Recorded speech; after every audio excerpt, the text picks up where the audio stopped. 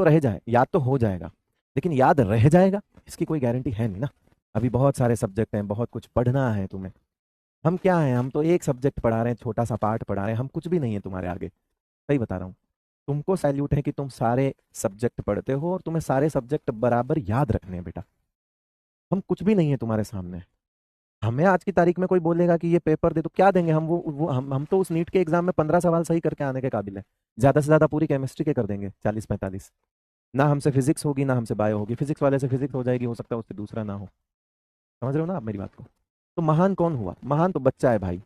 एक टीचर अगर ये सोच ले कि मैं आज संडे है 5 घंटे क्लास ले लूँ, 6 घंटे क्लास ले लूँ, अरे उसे सेल्फ एनालिसिस का वक्त दो।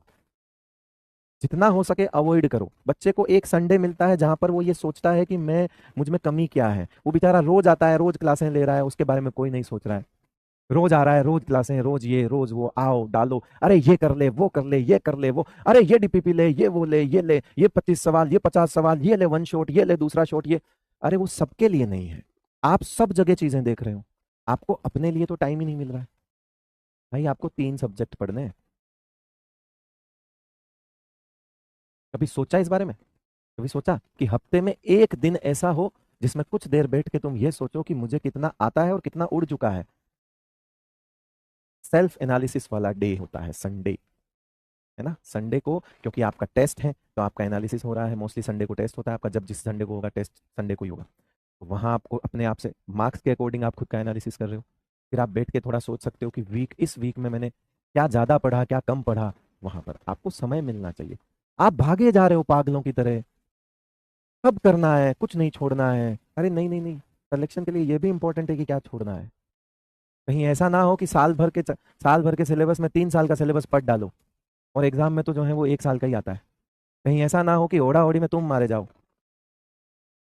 ठीक है बेटा, सो इसलिए इन चीजों पे ध्यान रखो। अच्छे से अपनी पढ़ाई करो, ये सब ज्ञान नहीं देगा कोई।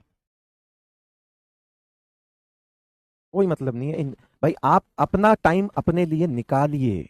वही सबसे इंपॉर्टेंट है। आत्मचिंतन बहुत जरूरी है। और बाकी दुनिया में जो दिख रही है चमक धमक, बस उसी के पीछे भागे जा रहे हो, भागे जा रहे हो, भागे जा रहे हो। अरे भैया हमें क्या मिल रहा है उस चमक धमक से, ये देखो।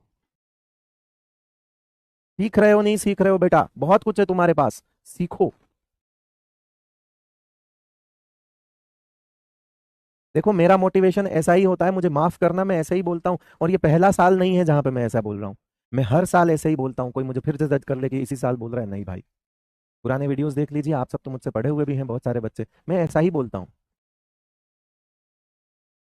आओ बेटा आओ, हाइब्रिडाइजेशन स्टेट हो गया तो अब क्या, इसके कोई एग्जाम्पल करवाओ यार।